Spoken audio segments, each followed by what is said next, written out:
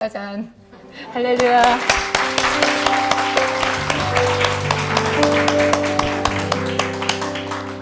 오늘도 기쁘고 감사한 마음으로 하나님의 말씀 보고 또 기도학교 시작해 보도록 하겠습니다. 오늘 제목 띄워주세요. 작은 기도, 큰 응답의 비결. 이거 수지 맞는 거죠? 네, 수지 맞는 거죠. 작은 기도를 했는데 응답은 엄청나게 크게 왔더라. 우리의 기도가 항상 작지만 하나님께 계속 기도를 쉬지 않고 하잖아요. 그러면 내가 기도한 날수를 내가 세게 돼요. 내가 고난을 당한 연수를 계속 헤아리고 있어요. 근데 이게 뭐 작은 응답들이 이렇게 오기도 하지만 우리가 하나님 앞에 큰 소망을 가지면 그건 좀 시간이 오래 걸리고 뭐 운명을 바꾸든지 내 형편이 다 바뀌든지 이렇게 큰 소망을 가지면 이렇게 시간이 좀 걸리잖아요. 그럼 가면서 계속 그걸 세거든요. 제가 많이 셌어요. 그래서 하나님, 다윗은 몇 년 고생했나? 그 요셉은 몇 년 고생했나? 사울은 나중에 바울 사도가 되었는데 이 사람은 몇 년을 고생을 해서 성령의 능력을 받았나. 물론 성령의 능력을 받고 난 뒤에도 계속 고난을 당했지만 그래도 그 사람은 처음부터 능력이 있었잖아요. 목사님하고 제가 교회를 개척해가지고 우리가 능력이 없다고 생각했기 때문에 도대체 몇 년을 기도를 해야 되나 그런 거 많이 셌어요. 제가 확실하게 여러분들한테 말씀드리는 거요. 세세요. 세어보시고 그 다음에 기대를 하셔야 돼요. 그게 길수록 있잖아요. 나중에 하나님 앞에 무척 미안한 마음이 들 정도로 엄청나게 사이즈가 크게 주세요. 그때 옛날 일을 하나도 생각나지 않게 내가 이렇게 기도했는데 하나님 나한테 주시지도 않고 말이야. 이런 스치면서 했던 생각까지도 부끄러워서 꺼내놓지도 못할 정도로 그렇게 하나님이 엄청나게 큰 거를 주시거든요. 그런 관점에서 봤을 때 우리의 모든 기도는 사실 작은 기도인데 그렇지만 그 기도에 비해서 응답을 크게 받는 비결을 근데 오늘 본문 말씀을 혹시 보셨어요? 지난주랑 공교롭게도 같아요. 이게 혹시 미스프린트가 아닐까 그런 생각을 하실 수도 있었는데 맞아요. 창세기 29장 오늘은 조금 짧아요. 31절부터 35절까지 함께 읽겠습니다. 레아가 사랑받지 못함을 보시고 그의 태를 여셨으나 라헬은 자녀가 없었더라. 레아가 임신하여 아들을 낳고 그 이름을 루벤이라 하려 이르되 여호와께서 나의 괴로움을 돌보셨으니 이제는 내 남편이 나를 사랑하리로다 하셨다. 그가 다시 임신하여 아들을 낳고 이르되 여호와께서 내가 사랑받지 못함을 들으셨으므로 내게 이 아들도 주셨다 하고 그의 이름을 시므온이라 하셨으니 그가 또 임신하여 아들을 낳고 새 아들을 낳았으니 내 남편이 지금부터 나와 연합하리로다 하고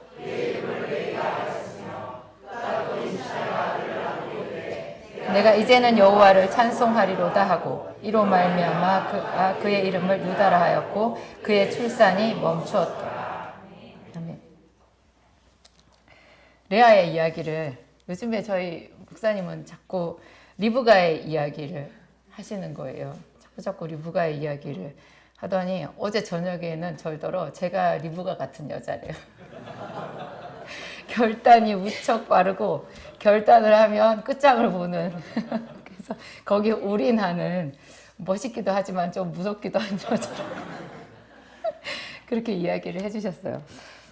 뭐 좋은 것만 생각하면 되는 것 같고 여호와께서 레아가 사랑받지 못함을 보셨잖아요. 하나님은 항상 우리를 보시거든요. 그것도 긍휼이 가득한 눈으로 우리를 보세요. 우리가 하나님의 이름을 부르지 않았을 때도 우리를 보셨고 그리고 그 보시는 눈이 예리하고 날카롭고 냉소적이고 그런 눈빛이 아니라 정말 안타깝게 사랑의 눈으로 우리를 보시는 거예요. 그래서 은근슬쩍 아닌 것 같이 하면서 줄 수 있는 대로 하나님 안에서 가능한 대로 뭔가를 주시는 거예요. 하나님께서 주시는 그것을 하나님께서 주셨다라고 깨닫는 사람이 극소수예요. 다 하나님께서 주셨죠. 그랬는데 그거를 하나님께서 주셨구나. 하나님께서 나를 생각하시고 이거를 나에게 주셨구나라고 이렇게 입으로 시인하면서 그분께 영광을 돌리는 사람이 극소수라고요. 그 극소수의 사람이 그리스도인인 거죠. 우리가 그래서 오늘 여기 온 거죠. 극소수의 사람만이 이렇게 해요. 얼마나 많은 여자들이 사랑을 못 받아요? 사랑을 못 받는 여자들이 많아요. 사랑을 못 받는 남자도 많아요. 사랑을 못 받아요. 하나님께서 그것을 보시고 불쌍히 여기셔서 뭔가를 주시거든요. 그거를 하나님께서 나를 사랑하셔서 이것을 주셨구나라고 깨닫고 하나님께 영광을 돌리면 그게 하나님과 협업하는 인생이 되는 거예요. 그런데 또 어떤 사람들은 하나님께서 이것을 나에게 주셨다라는 것까지 깨달을 수도 있는데 그리고 나서 그것이 자기의 어떤 우월감이나 다른 사람을 압제해도 되는, 무시해도 되는 그런 특권이라고 생각할 수도 있어요. 이곳에서 레아라는 이 여자랑 딱 비슷한 처지에 있는 정반대의 여자가 혹시 생각나세요? 사랑받지 못했어요. 그런데 하나님께서 애는 주셨어요. 그랬는데 정반대로 일한 여자가 있어요. 한나의 대적 분인나예요. 한나의 대적 분인나 아시죠? 우리는 항상 한나를 중심으로 해가지고 그 성경을 읽어요. 근데 분인나를 한번 주의 깊게 살펴봐야 돼요. 사무엘상 열어주세요. 함께 읽겠습니다. 엘가나가 제사를 드리는 날에는 제물의 분깃을 그의 아내 분인나와 그의 모든 자녀에게 주고 한나에게는 갑절을 주니 이는 그를 사랑함이라. 그러나 여호와께서 그에게 임신하지 못하게 하시니 여호와께서 그에게 임신하지 못하게 하심으로 그의 적수인 분인나가 그를 심히 격분하게 하여 괴롭게 하더라. 매년 한나가 여호와의 집에 올라갈 때마다 남편이 그같이 하매 분인나가 그를 격분시키므로 그가 울고 먹지 아니하니. 분인나의 별명은 성경에 분명하게 나와 있어요. 한나의 적수예요. 이거 좋은 거예요. 마귀를 대적해야지. 이게 한나 같은 사람의 적수가 된다라는 거 이거 치명적인 거 아니에요? 근데 분명히 하나님께서 분인나도 보셨을 거예요. 분인나가 사랑을 받지 못했어요. 한나가 사랑을 받았어요. 분인나가 사랑을 받지 못했어요. 그래서 하나님께서 분인나를 긍휼히 여기셔서 분인나에게 자녀를 줬어요. 근데 그 분인나의 반응은 어땠어요? 분인나의 반응은 자기가 아이가 있고 한나는 애가 없는데 남편이 애가 없는 한나를 더 사랑해 주잖아요. 저희 목사님은 항상 한나를 첫 번째 부인이라고 얘기하시고 분인나를 둘째 부인이라고 얘기를 하시는데 뭐 그럴듯해요. 맞는 것 같아요. 이 성경에는 그런 얘기가 없지만 분인나가 자기가 아들을 낳았다는 그걸로 해서 한나한테 온갖 분풀이를 한 거죠. 우리가 그렇게 될 수가 있어요. 하나님께서 나에게 자식을 주셨잖아요. 그러면 우리가 오늘 본 대로 이 레아도 이제 어떻게 해야 되겠어요? 분인나의 모양대로 갈 것 같으면 이제 라헬과 머리 뜯고 싸워야 되지 않겠어요? 그리고 남편이 알지 못하게 하여튼 그들 사이에 그것이 완전 전쟁이 됐어야 맞아요. 보통 대부분의 사람들은 분인나의 길로 가요. 우리가 한나의 길이나 아니면 레아의 길로 가는 것이 어려워요. 우리에게 뭔가가 있잖아요. 없는 것도 있지만 뭔가가 있으면 내게 있는 그것으로 다른 사람을 멸시하거나 싸우거나 뭐 이렇게 하기가 굉장히 자연스러워요. 그래서 우월감이 있는 사람일수록 열등감도 많아요. 열등감이 있는 사람일수록 우월감도 굉장히 심해요. 이 두 개가 같이 가는 거예요. 어떤 여자들은 제가 이제 교회를 개척해가지고 저희 목사님하고 같이 이제 있으면 주로 교회에 오는 사람들이 여자들이고 또 교회가 작으면 작을수록 그 작은 교회에는 사랑받지 못한 여자들이 와요. 사랑받지 못하고 가난하고 힘들고 이런 사람들이 주로 많이 오거든요. 근데 그 여자들이 가지고 있는 그리고 절대로 고치고 싶어 하지 않고 고쳐지지 않는 병이 하나 있는데 자기가 피해자라고 생각하는 거예요. 그게 절대로 안 고쳐지더라고요. 자기는 항상 피해자예요. 어렸을 때 사랑받지 못했고 나중에도 뭐 어떻게 했고 항상 그 여자에게는 자기를 괴롭힌 적수가 있어요. 처음에는 이제 그런 분들의 이야기를 들으면 얼마나 우리가 공감을 해주고 위로해주고 막 이렇게 하는데요. 그게 5년이 지나고 10년이 지나도 그분의 눈물은 멈추지 않아요. 무엇보다도 자기가 그곳에서 벗어나서 하나님의 사랑을 받은 것으로 이제 축복의 통로가 되겠다라는 결심이 없어요. 그냥 자기는 항상 피해자로 남는 거예요. 이게 육신의 길인 거죠. 분인나의 길이 육신의 길이거든요. 그냥 눈에 보이는 대로 행동하는 거예요. 우리 금요일날 목사님 설교에서 그 에서의 이야기를 해주셨잖아요. 에서와 야곱이 이제 아버지 이삭은 큰아들 에서를 축복을 해주고 싶었지만 그게 이제 아내 리브가와 야곱이 이제 둘이서 이렇게 말을 맞춰가지고 축복을 가로챈 게 됐잖아요. 그래서 에서는 축복을 뺏겼는데 근데 이 에서가 나중에 이제 야곱을 죽이고 싶어 했고 막 죽고 싶을 정도로 아니 죽여버릴 정도로 미워했고 그래서 그 분위기상 이제 엄마 리브가가 나서가지고 야곱을 멀리 보내잖아요. 근데 그때 이제 보내면서 그 부모인 이삭과 리브가가 특히 이삭의 아들 야곱을 축복을 해서 보냈단 말이에요. 근데 벌써 처음에 에서인 줄 알고 축복을 해줬는데 나중에는 야곱인 줄 알면서 외삼촌 라반의 집으로 보낼 때 또 똑같이 축복을 해줘요. 그거를 에서가 보잖아요.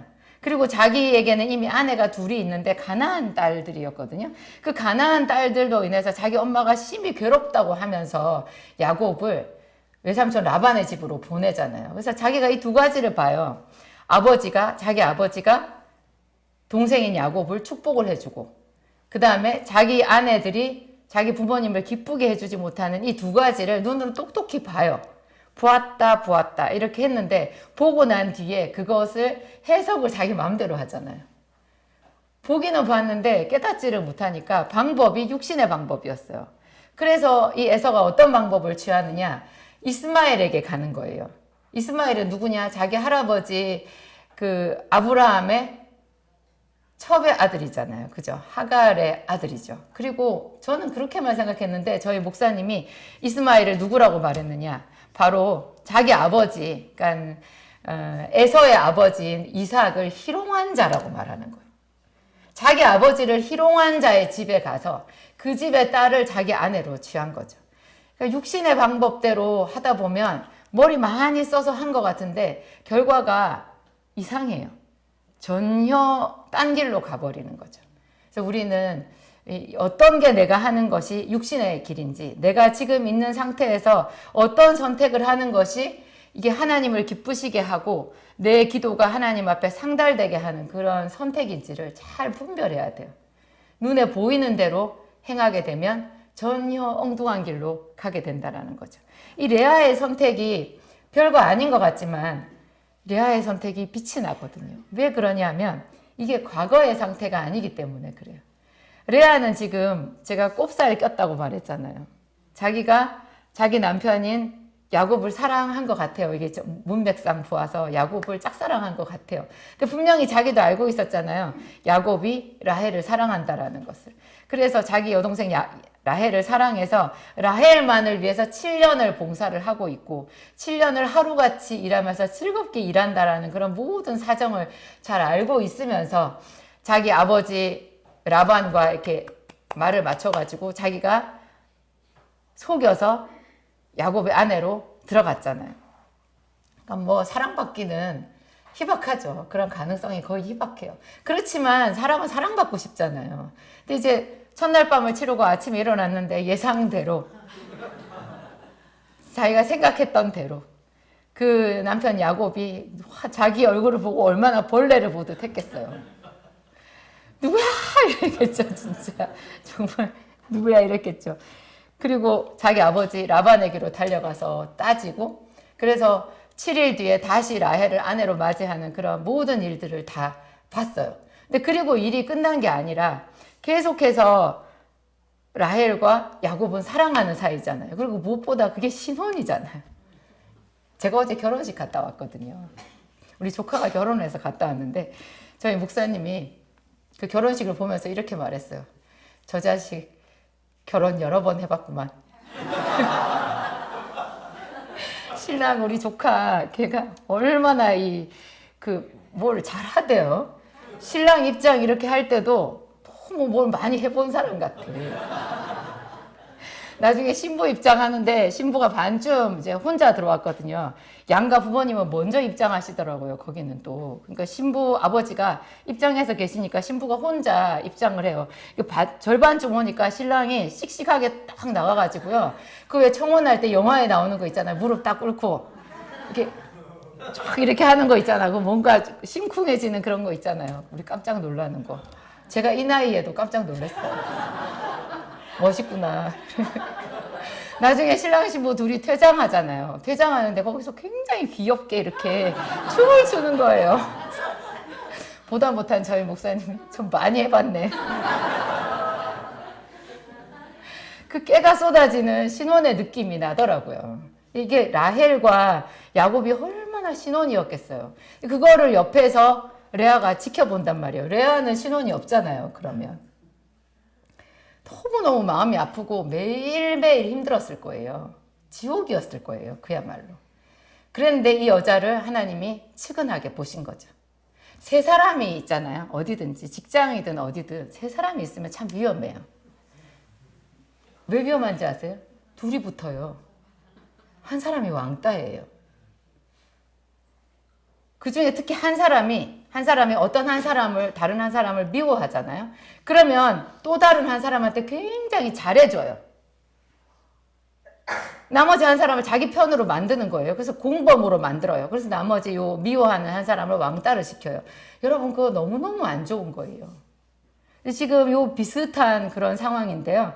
이런 상황에서 그래도 전체적으로 보았을 때 야곱은 레아를 생각했던 것 같고 남편으로서 레아를 돌봐줬던 것 같아요. 그러니까 레아가 그 하나님의 사랑과 하나님의 긍휼하심과 또 남편의 돌봄을 받아서 이 여자가 아들을 낳잖아요. 근데 이 아들을 낳았을 때 이 여자가 한 말, 보라, 아들이다.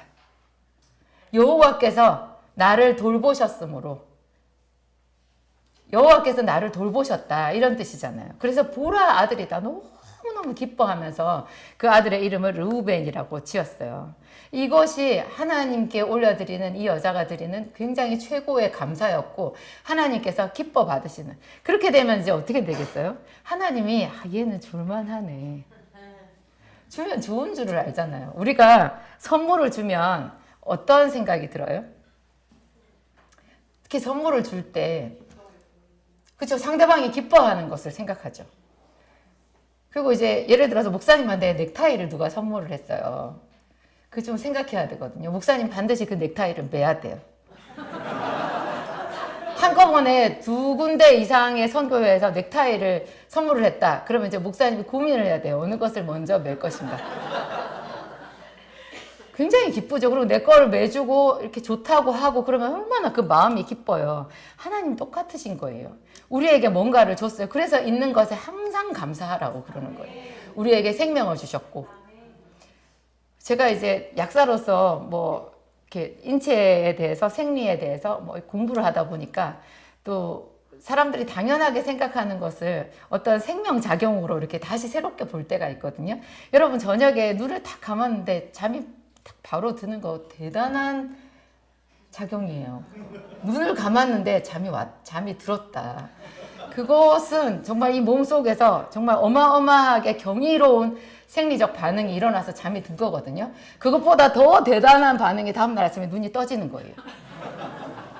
여러분, 눈 안 떠지면 어떻게 되는 거예요? 간 거죠. 물론 나중에 돌아가실 때 자는 듯이 가는 것은 축복이지만 이게 아직 돌아가실 때가 안 됐는데 아침에 눈이 안 떠졌다. 아침에 눈이 떠질 때 여러분 할렐루야 하나님 하세요. 그리고 무엇보다도 하나님은 우리에게 잠을 주시는 이유가요. 전날까지의 일을 잊어버리라는 거예요. 그리고 항상 새 날을 주시는 거예요. 제가 눈물로 베개를 적시는 날들이 많이 있었어요. 그때는 눈물로 주로 밤에 울잖아요. 그러면 막 울 때 사실 한 가지 일 때문에 울기 시작했는데 보통 한번 울기 시작하면 그 한 가지 일반으로 울지 않아요. 아주 옛날 캐캐 묵은 것까지 다 꺼내고 온갖 주변의 모든 것을 다 그냥 검은색으로 칠해요. 다 회색 아니면 검은색이에요. 모든 사람들이 다 나를 싫어하는 것 같아. 나는 지지리도 재수가 없는 사람 같아. 뭘 해도 나는 안 되는 사람이었어. 이런 생각이 드는 거죠. 가짜죠.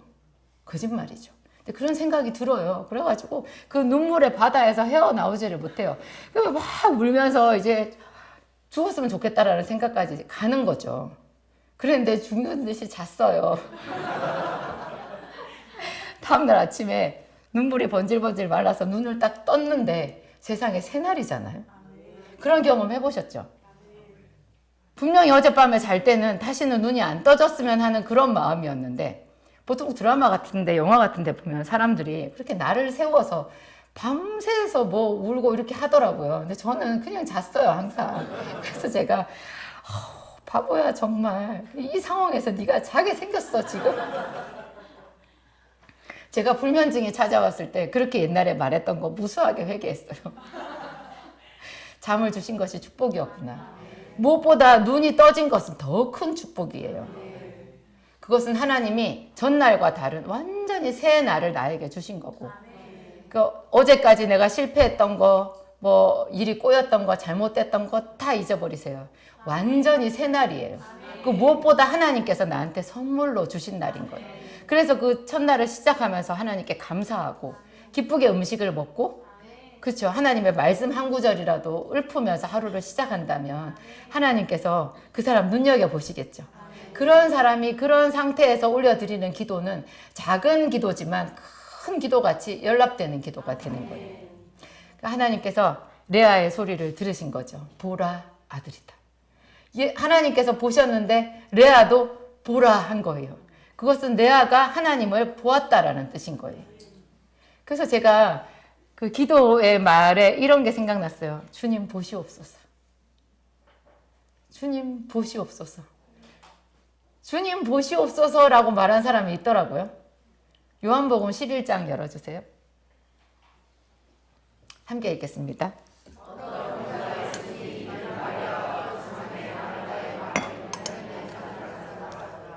이 마리아는 향유를 주께 붓고 머리털로 주의 발을 닦던 자요 병든 나사로는 그의 오라비더라.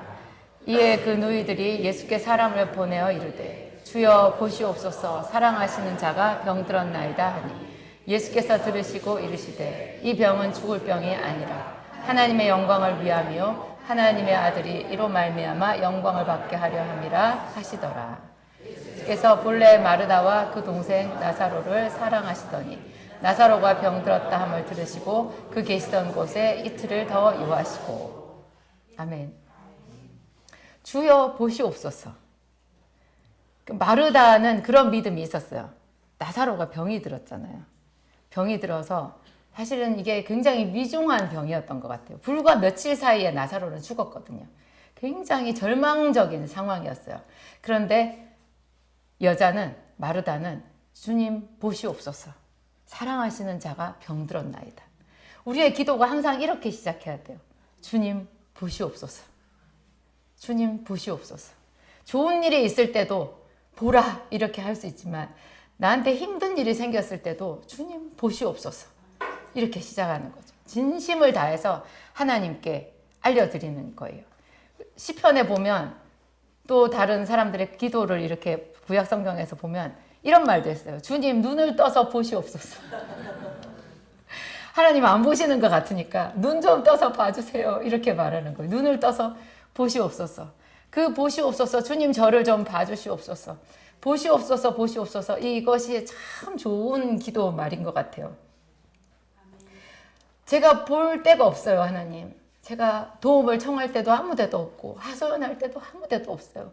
왼편을 보고 오른편을 보고 뒤로 돌아봐도 아무 데도 저를 도와줄 데가 없어요. 하나님밖에 없어요. 주님 저를 보시옵소서. 절절하잖아요. 참 절절하죠. 우리가 이런 말을 하면서 이런 생각을 하면서 항상 주님을 생각하고 주님 보시옵소서 할 때 나도 주를 보게 되거든요. 보시옵소서가 하나님만 나를 봐달라는 얘기가 아니라 나도 주를 본다는 얘기인 거예요. 우리가 상호적으로 시선이 마주친다는 얘기잖아요. 주님 보시옵소서. 보시옵소서. 제가 이렇게 병이 들었습니다. 주님 보시옵소서. 제가 이런 고난을 당했어요. 제가 예전에 한 수십 년 전에 읽었던 그 잭 디어 목사님의 놀라운 하나님의 음성이라는 그 책에 나오는 예화인데요. 제가 하도 오래돼서 사람 이름은 잊어버렸어요. 근데 실화예요. 그래서 이제 마이라라고 하는 여자가 있었는데 거의 그게 1900년대 초인가 좀 오래된 얘기예요. 그 여자가 남편에게 이혼당했어요. 남편이 상당히 돈이 많았는데도 옛날이니까 그랬겠죠. 위자료 한 푼도 안 주고 여자를 맨몸으로 쫓아냈어요. 이 여자는 어렸을 때 부모님한테도 버림을 받았었고 그 혼자였어요. 그래서 이제 자기가 직장을 구하기 위해서 애를 썼는데 어떤 그 노인 집에 가서 그 노인 요즘으로 치면 요양보호사 같이 그 집에 기거를 하면서 이제 먹고 사는 문제가 해결됐잖아요. 기거를 하면서 그 노인의 병수발을 들어주는 그런 직장 자리를 얻었어요. 그래서 그나마 참 다행이다 이렇게 생각을 했는데 정말 운이 나쁘게도 그 노인의 집에 술주정뱅이 아들이 살았어요. 그 아들이 이 마이라를 강간했어요. 근데 얼마나 이 여자가 그것만 해도 지금 뭐 말할 수 없이 수치스럽잖아요. 고통스럽고. 그런데 더 지질이 더 운이 없는 거죠. 운이 없게 이 여자가 임신을 한 거예요. 보통 강간을 당해도 임신을 할 확률은 굉장히 낮대요. 아주 낮대요. 근데 이 여자는 임신까지 한 거예요. 주정뱅이 아들을 가졌어요. 애를 가졌어요. 얼마나 더 비참하고 그냥 그랬겠어요. 그런데 이제 거기서 미국에서는 이제 유산을 하려고 하면 그 주마다 법이 다른 거예요. 근데 자기가 있는 그 주에서는 그게 허락이 안 돼가지고 옆에 다른 주에 가서 수술을 받으려고. 근데 돈도 없죠. 어떻게 해야 되는지도 모르잖아요. 그걸 막 애를 쓰다가 갑자기 이 여자가 죽어야 되겠다는 생각을 했대요. 아, 이렇게 사느니 내가 차라리 죽어야 되겠다. 그 생각을 하니까 갑자기 사람이 담담해지잖아요. 담담해지고 그냥 뭐 흔들릴 것도 없이 그냥 그렇게 막 아등바등 하다가 갑자기 이렇게 조용해진 거죠. 그리고 마음이 냉정해진 거죠. 죽을 결심을 하고 집으로 딱 돌아와서 현관문을 닫고 딱 들어왔는데 갑자기 이 여자가 서러움이 확 밀려온 거예요. 그래서 털썩 주저앉으면서 외마디 비명같이 하나님의 이름을 불렀어요. 하나님, 저는 어떻게 해요? 임신을 했어요. 그게 하나님 보시옵소서잖아요. 주님 보시옵소서 한 거예요. 이게 그 순간에 하나님께서 나타나지 않으면 여자는 죽는 거예요. 근데 하나님이 그 또 타이밍이잖아요. 하나님이 그 자리에서 바로 여자에게 말씀하신 거예요. 그 아이를 그대로 낳아라. 그 아이는 세상에 기쁨을 주는 아이가 될 것이다. 하나님의 음성은 신기한 게요. 용기를 줘요.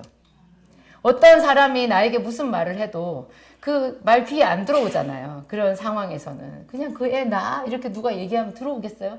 근데 하나님의 말씀은 그 초자연적인 음성은 그래서 천지를 지으신 하나님의 말씀이 맞는 거예요.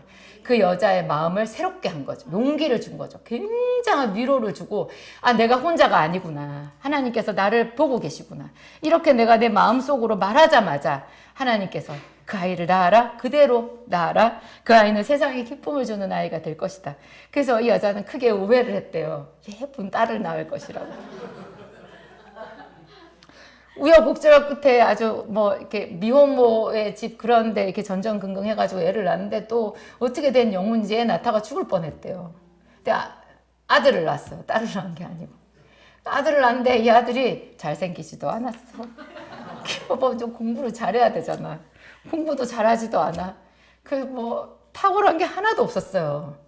놀랍게 하나님께서 이 아들을 세워주셨어요. 이 아들이 20살 정도 되었을 때 공장에 취직을 해가지고 공장 근로자가 되었었는데요. 그때 이 아이가 섬기던 교회에 부흥회를 가게 됐고 거기서 성령 세례를 받아요. 그리고 하나님께서 강권하셔서 이 아들을 말씀의 종으로 세워요. 그래가지고 자기가 근무하던 그 공장에 근로자들 그 점심 먹으면서 막 시끄럽게 떠들고 온갖 더러운 음담패설과 막 그런 이야기를 하는 그 가운데 갑자기 성령이 이 아들에게 임해가지고 이 아들이 딱 서서 여러분 내 말 좀 들어보세요. 이러면서 그 자리에서 하나님의 복음을 전했는데 모든 사람들이 조용해진 거예요. 아무 말 없이 다 각자 일자리로 돌아가는데 그때부터 그곳에 영적 부흥이 시작된 거죠. 이분의 실명이 그 책에 나와 있었어요. 실제로 있었던 일인 거죠. 그 미국 역사에 나오는 대단한 그 부흥사 목사님이었던 거예요. 그 여자 마이라라고 하는 그 여자가 하나님을 초청한 거잖아요. 그냥 비참하게 그렇게 살 수밖에 없었는데 그냥 하나님을 초청했어요. 자기에게. 주님 보시옵소서 한 거죠. 하나님 어떻게 해요? 이렇게 한 거죠. 그랬을 때 하나님께서 그의 삶에 들어오셨고 그러니까 하나님은 우리에게 두드리기만 하시는 분이에요. 문은 우리가 열어야 돼요. 부르기는 우리가 불러야 돼요. 항상 눈여겨보시는 하나님이 우리가 부를 때 그 자리에 들어오시는 거죠.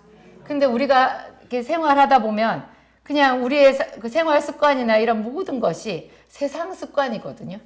우리는 미워하는 것이 자연스럽고 그냥 포기하는 것이 자연스럽고 이 세상의 염려와 근심이 너무나 자연스러운 사람이에요. 그래서 매번마다 하나님의 말씀을 더 많이 들어야 되고 예배의 자리에 언제나 나와야 되고 더 기도하려고 애를 써야 되고 이런 선택들이 촘촘하게 우리의 삶에 있어야 되는 거죠. 그랬을 때 주님 보시옵소서 이것도 훨씬 더 자연스럽고 보시옵소서 했을 때 내가 여기 있노라 하면서 바로 하나님께서 우리 곁에 오실 수가 있겠죠. 저는 그 또 빌립보 감옥에서 그 기도했던 바울과 실라도 생각이 났어요. 오늘 이 본문을 보다가 빌립보 감옥에 그 바울 이번에 제가 성지순례를 갔잖아요. 가서 놀란 것이 좀 몇 가지가 있었는데 그 중에 하나가 바울의 외모였어요. 이건 좀 여담이에요. 여러분 바울이 어떻게 생긴 사람일 것 같아요? 볼품이 없다는 거는 우리가 어디선가 봤죠. 고린도서에 보면은 그 고린도 사람들이 바울이 없을 때 그 바울을 대면해서 보면 정말 외모는 볼품 없다는 식으로 말을 한 이야기가 나와 있어요. 근데 거기 그리스에 가면 그리스는 그리스 정교거든요.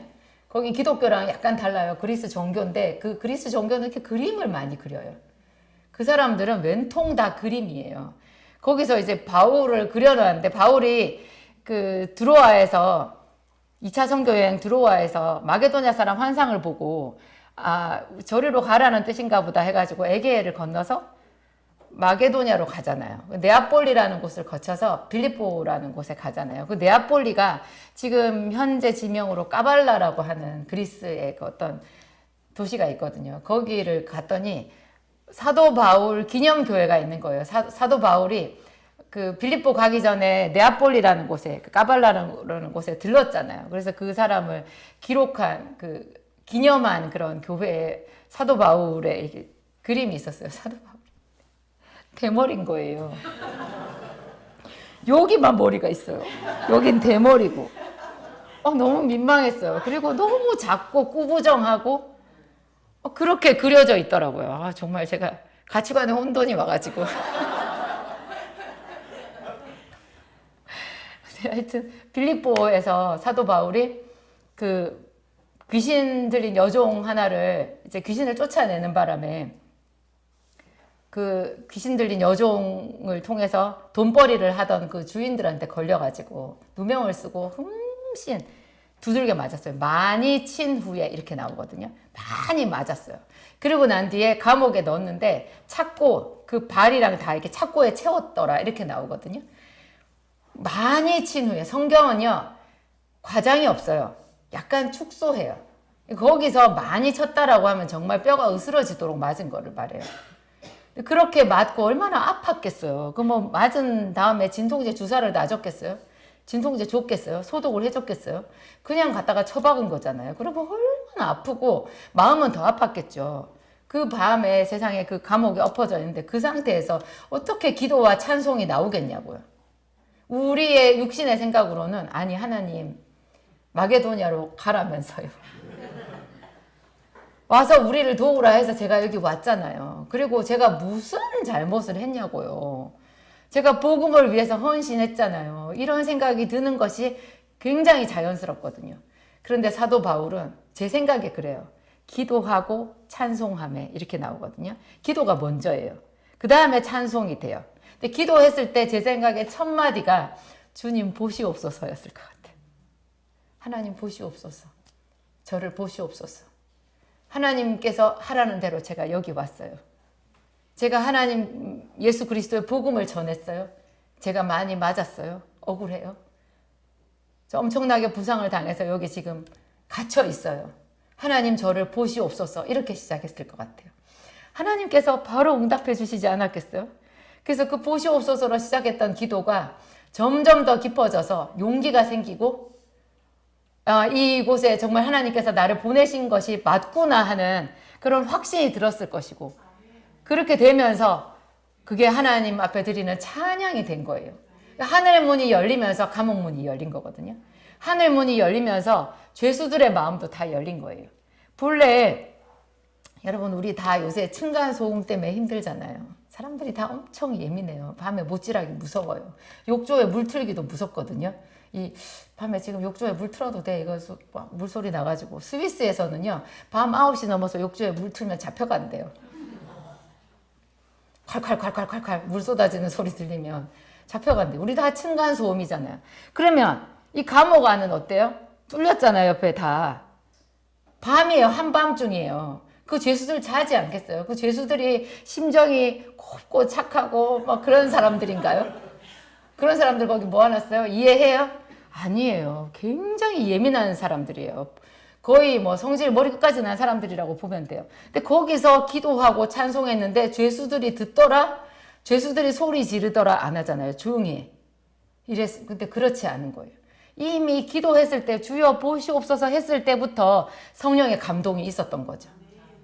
그래서 하나님도 들었고 죄수들도 들었고 그 모든 영적인 세계가 진동하는 기도와 찬양이 그 안에서 있었던 거예요. 멋있죠. 이거를 묵상해 보면 해볼수록 진짜 대단한 거예요. 그 죄수들의 마음이 죄수들이 아무 반항 없이 그 신비로운 기도 소리와 찬양 소리를 듣고 있었던 거예요. 그러니까 그때 그게 하나님께 상달이 되어서 정말 그 옥문이 다 열리고 이 사도 바울과 실라의 메인 것만 풀어졌나요? 그 죄수들의 메인 것까지 다 풀린 거예요. 다 풀리고 나니까 이상하게 아무도 도망을 안 가요. 이 죄수들도 풀렸다 바로 탈출이잖아요. 근데 아무도 탈출을 안 해요. 그게 하나님의 성령의 역사인 거죠. 다시 이제 레아로 돌아와가지고 이 레아가 계속해서 하나님 앞에 감사하잖아요. 이 아들도 내게 주셨다. 두 번째 아들도 하나님 앞에 감사하고, 세 번째 아들을 얘기할 때 레위라고 할 때는 내가 세 아들을 낳았으니 남편이 지금부터 나와 연합하리로다. 이 부분 읽으면 저는 참 마음이 아프더라고요. 너무나 이 여자의 그 불쌍한 소원이잖아요. 남편과 연합하고 싶은 마음. 라헬에게서부터 빼앗는다라는 말로 들리지 않더라고요. 그냥 남편이 자기도 좀 봐주기를, 사랑해주는 그런 마음으로 자기를 봐주기를, 이런 마음으로 선포하면서 레위라고 이름을 지었어요. 그런데 안 된 거잖아요. 안 된 거죠. 예전에 제가 지금 갑자기 생각나는데 우리 진경희 집사님이 해마다 우리 여름에 수련회를 가잖아요. 수련회 뭐 작년 재작년에 사람들 많이 가는데 우리 항상 수련회 갈 때 사람이 없었거든요. 성도들도 없는데 그 성도들 중에서도 수련회 가는 사람이 영 소수라 항상 그랬어요. 언제나 마음이 쓸쓸했어요. 근데 이제 진경희 집사는 한 번도 안 빠지고 그 수련회 갔거든요. 갈 때 이제 이번에는 내가 기필코 은혜를 받으리라 하면서 작정하고 이제 계속 기도를 하는데 그렇게 마귀가 참소를 하는 거예요. 마귀가 뭐라고 참소하겠어요? 너 작년에도 갔잖아. 너 재작년에도 갔잖아. 너 그대로잖아. 그렇게 말하면 할 말 없는 거 아니에요? 갑자기 우리가 확 작아져요. 그러네. 그렇게 되는 거죠. 그러네. 내가 계속 기도했는데 그러네. 이번에도 배울 수 없겠네. 이렇게 하는 순간 끝이에요. 그렇게 하면 안 돼요. 그 마귀가 주는 생각이에요. 근데 뭐 예수님께서도 말씀으로 마귀를 이겼잖아요. 우리도 말씀으로 이겨야 되거든요. 진경희 집사가 아주 기가 막히게 대답을 했어요. 이번에 안 되면 내년에 또 갈 거야. 나는 끝까지 갈 거야. 어떤 사람 제가 유튜브에서 봤는데 아주 멋있는 말이더라고요. 내가 이길 때까지 끝이 아니야. 내가 끝났다고 말하기 전까지는 끝 아니야. 멋있죠? 내가 끝났다고 말하기 전까지는 끝 아니야. 내가 이길 때까지 이건 끝 아니야. 나는 계속하는 거야. 지난번에도 기도했고 그때도 기도했고 근데 이렇게 기도해도 뭐 별 소용없어. 나는 계속할 거거든. 나는 계속할 거야. 하나님은 내 기도를 하나도 잊지 않고 다 담아두고 계셔. 이 레아가 그런 마음인 거죠. 그래서 세 번째 아들을 낳았는데도 연합 8일로 다 선포했는데도 아무 일도 안 생기면 이제 풀이 죽을 만도 하지 않겠어요? 근데 이 여자가 네 번째 아들을 낳았을 때 내가 이제는 여호와를 찬송하리로다. 여기에는 어떤 조건도 없어요. 그냥 내가 이제는 여호와를 찬송하리로다. 물론 나중에 아들을 둘을 더 낳거든요. 그 뒤에 이야기가 있지만 믿음은 항상 그 순간이 제일 중요한 거예요. 이 순간에 이걸 이렇게 고백했을 때 이 레아의 믿음은 빛나는 믿음인 거죠. 그래서 제가 그런 관점에서 이 유다라는 이름을 봤을 때요. 그래서 하나님이 유다가 예수 그리스도의 계보가 되게 하신 게 아닌가 그런 생각이 들었어요. 우리가 시도는 여러 번 해볼 필요가 있어요. 낳는 아들마다 다 왕이 되지는 않아도 돼요. 한 아들이 왕이 되면 되잖아요. 우리가 하는 것마다 다 성공 못해도 돼요. 이제까지 실패했어도 아직까지 나에게 날이 남아있는 거예요. 최고의 날은 아직 안 온 거예요. 계속 더 해보면 돼요. 저희 목사님하고 제가 여기 딱 수암동에 이사를 왔을 때 그게 이제 저희가 2018년에 이사를 왔는데 저희가 2002년도에 교회를 개척했었거든요. 그러니까 16년, 17년 정도 됐었잖아요. 우리 산전수전 다 겪고 아주 적은 양무리를 데리고 일로 왔어요. 왔는데 이제 목사님이 얼마나 지쳤는지 나 이제 여기서 이제 내 목회 뭐 마감할 거야. 그런 얘기를 자꾸 하는 거예요. 한 번, 두 번 하시면 내가 그런가 보다 이제 별말 안 하고 그냥 저건 아닌데 이제 하나님께서 부르셨으니까 무슨 뜻이 있으셨을 텐데 왜 자꾸 저렇게 얘기를 하시나 들었는데 나중에 자꾸 입버릇 되겠더라고요. 놔두면 안 되거든요. 그러면 주의 종의 입에서 그런 말이 나오면 안 돼요. 그래서 제가 목사님한테 목사님 어떻게 알아요? 하나님이 강권적으로 부르셔가지고 그렇게 초자연적인 음성을 몇 번이나 들려주시면서 왔는데 이게 하나님이 끝이라 해야 끝이지 여기서 그거는 아닌 것 같아요. 제가 그렇게 말은 했거든요. 근데 이 말만으로도 뭔가 좀 부족하잖아요. 그래서 제가 제 나름대로 하나님께 기도했는데 하나님께서 저한테 영감을 주셨어요. 제가 목사님한테 이렇게 말했어요. 목사님, 이 성전이 그때 10억이었거든요. 우리 이제까지 지나간 거 다 잊어버리고 여기서 시작이라고 생각하면 어때요? 하나님께서 이제까지는 우리가 수련 생활을 한 거예요. 의사가 되려고 해도 인턴 레지던트 해야 되잖아. 인턴 레지던트도 의사예요. 그런데 정식으로 이제 내가 의사로서 출발하는 그런 관점에서 봤을 때는 인턴 레지던트를 우리 수련의라고 하잖아요. 우리 지금까지 수련한 거예요. 여기서 이제 하나님이 이제 박 목사 너 제대로 목회해봐. 그래가지고 10억짜리 성전을 딱 주고 여기서 시작해 이렇게 말씀하셨다고 생각하면 어때요?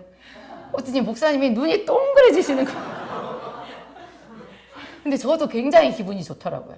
여러분도 지나간 세월 많은 시간 동안 그냥 지지부진하게 살았던 거, 뭐 실패했던 거, 뭐 어쨌던 거 그런 거 있잖아요. 다 잊어버리고 여기서 출발이라고 생각해봐요. 여기서 제대로 은혜 받고 오늘부터 제대로 내 인생이 몇 살부터라고 해도 상관없어요. 어차피 아브라함도 75세에 시작했어요. 마지막 1년만 달라도 되고요. 삼손은 죽을 때 하나님께 영광을 돌렸거든요. 우리가 지금부터라고 생각하는 거 하나도 이상하지 않아요. 여기서부터 보라. 여기서부터 주님 보시옵소서. 그래서 레아가 낳은 이 아들 유다가 오늘날 유태인이잖아요. 이스라엘 사람을 우리가 유태인이라고 하죠. 그 수많은 종족들 다 블레셋도 없어지고 다 없어졌어요. 이스라엘에도 많은 지파가 있었지만 다 없어졌는데 유다 지파가 지금 이스라엘이잖아요. 그러니까 하나님께서 이 레아의 찬송을 얼마나 기쁘게 들으셨는가 우리가 알 수 있어요. 기도하시겠습니다. 하나님 감사합니다. 우리를 보시는 하나님 감사합니다. 우리가 주를 보지 않을 때도 주는 우리를 보시고 우리가 기억하지 못하는 과거 일도 하나님 당신의 손바닥에 새겼다고 말씀하셨습니다. 하나님 감사합니다. 우리를 기도자로 불러주셔서 감사합니다. 기도자로 이렇게 연약한 우리들을 기도학교에 불러 모아주시고 함께 마음을 다하여 주의 이름을 부르며 우리 인생을 세워갈 수 있도록 은총 예비하심을 감사합니다. 성령님 오시옵소서. 주님 우리를 보시는 것을 우리가 알고 우리도 더 마주 주를 보며 우리 상황을 다 하나님께 올려드립니다. 주님 보시옵소서. 우리가 여기 있나이다. 주님 보시옵소서. 우리 교회가 주의 앞에 있나이다. 하나님께서 원하시는 대로 우리를 이끌어 가시옵소서. 우리의 삶을, 생명을, 우리 가진 모든 것을 하나님 앞에 올려드립니다. 즐거이 산 제사로 하나님 앞에 올려드립니다. 우리의 모든 허물을 다 사하여 주시옵소서. 그리고 사울에게 새 마음을 주셨던 것 같이 오늘 이 순간부터 우리에게 새로운 마음을 주시옵소서. 새로운 지식을 주시옵소서. 더욱 뜨겁게 하나님께 기도하며 이 세상의 빛과 소금이 되도록 우리를 이끌어 주시옵소서. 감사하며 예수님 이름으로 기도합니다. 아멘. 기도하시겠습니다.